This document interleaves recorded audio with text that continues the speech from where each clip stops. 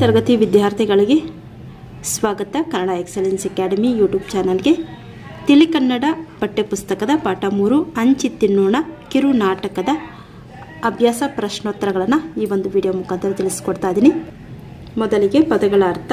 ತಾಗಿ ಅಂದರೆ ಹತ್ತಿರ, ಹೊಗೆ ಅಂದರೆ ಬಿಸಾಕು, ಥ್ರೋ ಅಂತ. ತಾಗಿ ಹತ್ತಿರ ಅಂದರೆ ಕ್ಲೋಸ್, ಹೊಗೆ ಅಂದರೆ ಬಿಸಾಕು. ವಿಪರೀತ ಅಂದರೆ ಅತಿಯಾಗಿ, ಟೂ ಮಚ್.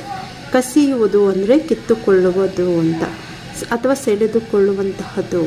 ಜಗಳ ಅಂದರೆ ಗಲಾಟೆ, ಫೈಟಿಂಗ್. ಹೊರಲಾಡು ಅಂದರೆ ಸ್ಕ್ರೋಲಿಂಗ್ ಈಚ್ ಅದರ್. ನಜ್ಜುಗುಜ್ಜಾಗು ಅಂದರೆ ಜಜ್ಜಿ ಹೋಗು.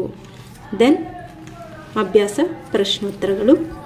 ಆವರಣದಲ್ಲಿ ಕೊಟ್ಟ ಪದಗಳನ್ನು ಸರಿಯಾದ ಪದ ಆರಿಸಿ ಬಿಟ್ಟ ಸ್ಥಳ ತುಂಬಿರಿ. Fill in the blanks with suitable word. ಒಂದೇದು ನೋಡಿ, ಇಲ್ಲಿ ಆಪ್ಷನ್ಸ್ ಅನ್ನು ಕೊಟ್ಟಿದ್ದಾರೆ. They have given options. We need to choose correct answer and we need to write in the fill ups. First one, ನೀವು ಇಬ್ಬರು ಡ್ಯಾಶ್ಗೆ ಹೋಗುವ ಹುಡುಗರು. ಇಲ್ಲಿ ನೀವು ಇಬ್ಬರು ಡ್ಯಾಶ್ ಹೋಗುವ ಹುಡುಗರು ಶಾಲೆಗೆ. ಪ್ರಶ್ನೆ 2, ಜಗಳ ಮಾಡಿ ಏನು ಡ್ಯಾಶ್ ಲಾಭವಾಯಿತು. 3, ನಿಮ್ಮಲ್ಲಿ ತಪ್ಪನ್ನು ತಿದ್ದಿಕೊಳ್ಳುವ ಡ್ಯಾಶ್ ಅಲ್ಲವೇ ಮನಸ್ಸಿದೆ. 4, ಆ ಹಣ್ಣನ್ನು ಹಂಚಿ ಡ್ಯಾಶ್ ಇಬ್ಬರಿಗೂ ಸಂತೋಷವಾಗುತ್ತಿತ್ತು ತಿಂದಿದ್ದರೆ. ನೆಕ್ಸ್ಟು, ಈ ಕೆಳಗಿನ ವಾಕ್ಯಗಳಲ್ಲಿ ತಪ್ಪಾಗಿರುವುದನ್ನು ಸರಿಪಡಿಸಿ ಬರೆಯಿರಿ ಅಂತ ಕೇಳಿದರೆ. ಒಂದೇ ಪ್ರಶ್ನೆ, ಬಾಲು ಮತ್ತು ಸೇತು ಒಂದೇ ಮನೆಯಲ್ಲಿ ವಾಸ ಮಾಡುತ್ತಿದ್ದರು. ಮನೆಯಲ್ಲಿ ಅನ್ನುವಂತಹದ್ದು ತಪ್ಪಾಗಿರುವಂತಹ ಒಂದು ಪದ.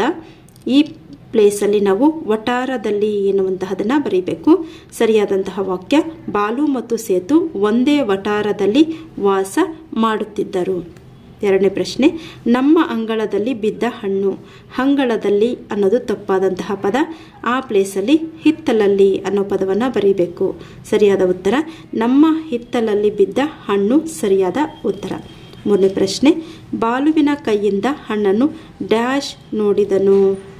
ಕಸಿಯಲು, ಕದಿಯಲು ಅಲ್ಲ, ಕದಿಯಲು ತಪ್ಪು, ಕಸಿಯಲು ನೋಡಿದನು. ಸರಿಯಾದ ಉತ್ತರ ಬಾಲುವಿನ ಕೈಯಿಂದ ಹಣ್ಣನ್ನು ಕಸಿಯಲು ನೋಡಿದನು. ನಾಲ್ಕನೇ ಪ್ರಶ್ನೆ, ಹಿರಿಯರು ಕೈಯಲ್ಲಿದ್ದ ಕಲ್ಲು ಬೀಸಿ ಇನ್ನೊಂದು ಹಣ್ಣು ಬೀಳಿಸಿದರು. ಕಲ್ಲು ಅಲ್ಲ, ಬೆತ್ತ ಅನ್ನೋದು ಸರಿಯಾದ ಉತ್ತರ. ಇಲ್ಲಿ ಕಲ್ಲುವನ್ನು ಸ್ಕ್ರಾಚ್ ಔಟ್ ಮಾಡಿ ಬೆತ್ತ ಅನ್ನೋ ಒಂದು ಪದವನ್ನು ಬರೀಬೇಕು. ಸರಿಯಾದ ಉತ್ತರ ಹಿರಿಯರು ಕೈಯಲ್ಲಿದ್ದ ಬೆತ್ತ ಬೀಸಿ ಇನ್ನೊಂದು ಹಣ್ಣು ಬೀಳಿಸಿದರು. ನೆಕ್ಸ್ಟ್, ಒಂದು ವಾಕ್ಯದಲ್ಲಿ ಉತ್ತರಿಸಿ ಅಂತ ಕೇಳಿದರೆ. ಪ್ರಶ್ನೆ 1, ಮಾವಿನ ಮರ ಎಲ್ಲಿತ್ತು. ಉತ್ತರ, ಮಾವಿನ ಮರ ಬಾಲುವಿನ ಮನೆಯ ಮುಂದಿನ ರಸ್ತೆಗೆ ತಾಕಿತ್ತು. ಎರಡನೇ ಪ್ರಶ್ನೆ, ಹಣ್ಣು ನೋಡಿ ಯಾರಿಗೆ ಆಸೆಯಾಯಿತು. ಉತ್ತರ, ಹಣ್ಣು ನೋಡಿ ಸೇತುವಿಗೆ ಆಸೆಯಾಯಿತು. ಆಯಿತಾ ಮಕ್ಕಳೇ. ಮೂರನೇ ಪ್ರಶ್ನೆ, ಸೇತು ಮಾವಿನ ಹಣ್ಣು ನೋಡಿ ಏನು ಮಾಡಿದ. ಉತ್ತರ, ಸೇತು ಮಾವಿನ ಹಣ್ಣು ನೋಡಿ ಕಲ್ಲು ತೆಗೆದು ಹೊಗೆದನು. ನಾಲ್ಕನೇ ಪ್ರಶ್ನೆ, ಮಕ್ಕಳ ಜಗಳವನ್ನು ಯಾರು ನೋಡಿದರು. ಉತ್ತರ, ಮಕ್ಕಳ ಜಗಳವನ್ನು ಹಿರಿಯರು ನೋಡಿದರು. ಈ ಕೆಳಗಿನ ಮಾತುಗಳನ್ನು ಯಾರು ಯಾರಿಗೆ ಹೇಳಿದರು. ಒಂದನೇ ಪ್ರಶ್ನೆ, ಏ ಬಾಲು ಕೊಡೋ, ಅದು ನನ್ನ ಹಣ್ಣು. ಯಾರು ಹೇಳಿದರು. ಸೇತು. ಯಾರಿಗೆ ಹೇಳಿದರು. ಬಾಲುವಿಗೆ. ಎರಡನೇದು, ಹಣ್ಣು ಎಲ್ಲಿ ಬಿತ್ತು ಹೇಳು. ಯಾರು ಹೇಳಿದರು. ಬಾಲು. ಯಾರಿಗೆ ಹೇಳಿದರು. ಸೇತುವಿಗೆ. ಮೂರನೇ ಪ್ರಶ್ನೆ, ಕೊಡೋದಿಲ್ಲ ಏನೋ ಮಾಡ್ತೀಯ. ಯಾರು ಹೇಳಿದರು. ಸೇತು. ಯಾರಿಗೆ ಹೇಳಿದರು. ಬಾಲುವಿಗೆ. 4, ಯಾಕೆ ಮಕ್ಕಳೇ ಜಗಳ. ಯಾರು ಹೇಳಿದರು. ಹಿರಿಯರು. ಯಾರಿಗೆ ಹೇಳಿದರು. ಸೇತು ಮತ್ತು ಬಾಲುವಿಗೆ. ನೆಕ್ಸ್ಟು, ಕೆಳಗಿನ ಪ್ರಶ್ನೆಗಳಿಗೆ 2 ಅಥವಾ 3 ವಾಕ್ಯಗಳಲ್ಲಿ ಉತ್ತರಿಸಿ. ಪ್ರಶ್ನೆ 1, ಬಾಲು ಮತ್ತು ಸೇತು ನಡೆಸಿದ ಜಗಳವನ್ನು ವಿವರಿಸಿರಿ. ಉತ್ತರ, ಬಾಲುವಿನ ಕೈಯಲ್ಲಿದ್ದ ಒಂದು ಮಾವಿನ ಹಣ್ಣನ್ನು ಸೇತು ಕಸಿಯಲು ನೋಡಿದನು. ಅದು ಆಗಲಿಲ್ಲ. ಆಗ ಇಬ್ಬರು ನೆಲದ ಮೇಲೆ ಬಿದ್ದು ಹೊರಳಾಡಿ ಜಗಳ ಮಾಡಿದರು. ಎರಡನೇ ಪ್ರಶ್ನೆ, ಹಿರಿಯರು ಮಕ್ಕಳಿಗೆ ನೀಡಿದ ಹಿತವಚನವೇನು. ಉತ್ತರ, ಹಿರಿಯರು ಮಕ್ಕಳಿಗೆ ನೀವು ಶಾಲೆಗೆ ಹೋಗುವ ಹುಡುಗರು, ಜಗಳ ಮಾಡಬಾರದು, ನಿಮ್ಮ ತಪ್ಪನ್ನು ತಿದ್ದಿಕೊಳ್ಳಿ ಎಂದು ಹಿತವಚನ ಹೇಳಿದರು. ನೆಕ್ಸ್ಟು, ಭಾಷಾಭ್ಯಾಸ. ವಿರುದ್ಧಾರ್ಥಕ ಪದಗಳನ್ನು ಬರೆಯಿರಿ. ಒಂದನೇದು, ಆಸೆ ನಿರಾಸೆ, ನಂಬಿಕೆ ಅಪನಂಬಿಕೆ, ಸಂದೇಹ ನಿಸ್ಸಂದೇಹ, ಅನುಕೂಲ ಅನಾನುಕೂಲ. ನೆಕ್ಸ್ಟು, ಪದಗಳನ್ನು ಬಳಸಿ ನಿಮ್ಮದೇ ಆದ ಸ್ವಂತ ವಾಕ್ಯ ಬರೆಯಿರಿ ಅಥವಾ ಸ್ವಂತ ವಾಕ್ಯ ರಚಿಸಿರಿ ಅಂತ ಇದೆ. ರಸ್ತೆ, ನಾವು ರಸ್ತೆ ದಾಟುವಾಗ ಎಚ್ಚರದಿಂದ ಇರಬೇಕು. 2, ಹಿತ್ತಿಲು, ನಮ್ಮ ಮನೆಯ ಹಿತ್ತಲಲ್ಲಿ ಹೂಗಿಡಗಳಿವೆ. 3 ವಿಪರೀತ, ನನಗೆ ಒಂದು ದಿನ ವಿಪರೀತ ಜ್ವರ ಬಂದಿತ್ತು. 4 ಬೆತ್ತ, ನಮ್ಮ ಮನೆಯಲ್ಲಿ ಒಂದು ಬೆತ್ತವಿದೆ. ನೆಕ್ಸ್ಟು ಭಾಷಾ ಚಟುವಟಿಕೆಯಲ್ಲಿ ಈ ಗಾದೆಗಳನ್ನು ಓದಿ ಅರ್ಥ ತಿಳಿಯಿರಿ ಅಂತ ಕೊಟ್ಟಿದ್ದಾರೆ. ಕುಂಬಾರನಿಗೆ ವರ್ಷ, ದೊಣ್ಣೆಗೆ ನಿಮಿಷ. 2ನೇದು, ಅಡಿಕೆಗೆ ಹೋದ ಮಾನ ಆನೆ ಕೊಟ್ಟರೂ ಬಾರದು. ತುಂಬಿದ ಕೊಡ ತುಳುಕುವುದಿಲ್ಲ, ಕೈ ಕೆಸರಾದರೆ ಬಾಯಿ ಮೊಸರು.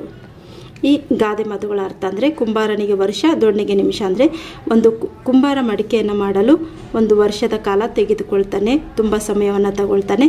ಆದರೆ ಅದನ್ನು ಒಡೆದಾಕೋಕ್ಕೆ 1 ನಿಮಿಷ ಸಾಕು ಅನ್ನೋದು. ಅಡಿಕೆಗೆ ಹೋದ ಮಾನ ಆನೆ ಕೊಟ್ಟರೂ ಬಾರದು.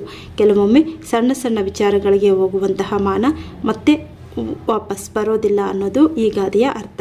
ತುಂಬಿದ ಕೊಡ ತುಳುಕುವುದಿಲ್ಲ ಅಂದರೆ ಹೆಚ್ಚು ಜ್ಞಾನವಂತರು ತೋರಿಕೆಯನ್ನು ತೋರಿಸಿಕೊಳ್ಳುವುದಿಲ್ಲ ಅಥವಾ ಹೆಚ್ಚಾಗಿ ತಮ್ಮ ಪ್ರದರ್ಶನವನ್ನು ಮಾಡಿಕೊಳ್ಳೋದಿಲ್ಲ ಅಂತ. ಕೈ ಕೆಸರಾದರೆ ಬಾಯಿ ಮೊಸರು ಅಂದರೆ ನಾವು ಕುಂಬಾರನು ಒಂದು ಮಡಿಕೆಯನ್ನು ಮಾಡಲು ತುಂಬ ಸಮಯವನ್ನು ತಗೊಳ್ತಾನೆ, ತುಂಬ ಟೈಮನ್ನು ತಗೊಂಡು ಅವನು ಒಂದು ಮಡಿಕೆಯನ್ನು ತಯಾರು ಮಾಡ್ತಾನೆ. ಆದರೆ ಅದನ್ನು ಒಡಿಬೇಕಾದ್ರೆ 1 ನಿಮಿಷದಲ್ಲಿ 1 ದೊಣ್ಣೆಯಿಂದ ಒಡೆದು ಬಿಡಬಹುದು ಅನ್ನೋದು ಗಾದೆಯ ಒಂದು ಅರ್ಥ.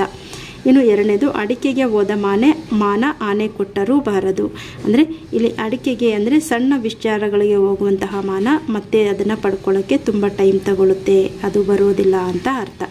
ನೆಕ್ಸ್ಟು 3ನೇದು, ತುಂಬಿದ ಕೊಡ ತುಳುಕುವುದಿಲ್ಲ.